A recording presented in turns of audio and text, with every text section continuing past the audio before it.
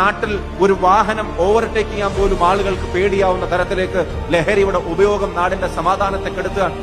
സ്കൂളിൽ പഠിക്കുന്ന കുട്ടികളുടെ കയ്യിലേക്ക് ആയുധങ്ങളും ലഹരിയും വെച്ചു കൊടുക്കുന്ന അവസ്ഥ നമ്മൾ കണ്ടു നിൽക്കേണ്ടി വരിക. സ്വന്തം ഉമ്മയെ വെട്ടിക്കൊന്നിട്ട് അത് ജനിപ്പിച്ചതിനുള്ള കുറ്റമാണ്, ശിക്ഷയാണെന്ന് പറയുന്ന മകന്റെ വീഡിയോ പ്രചരിക്കപ്പെടുന്ന കാലം.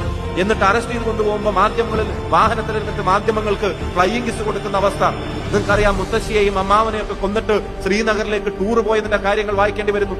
12ാം ക്ലാസ്സിൽ പഠിക്കുന്ന കുട്ടി വന്നിട്ട് തീർത്ത് കളയുമെന്ന് പറയുന്ന അവസ്ഥയിലേക്ക് കത്തിയെടുത്ത് 16 വയസ്സുള്ള ഒരുത്തൻ തൃശ്ശൂരിൽ 31 വയസ്സുള്ള ഒരാളെ കുത്തിക്കൊല്ലുന്ന ഉൾപ്പെടെയുള്ള വാർത്തകൾ.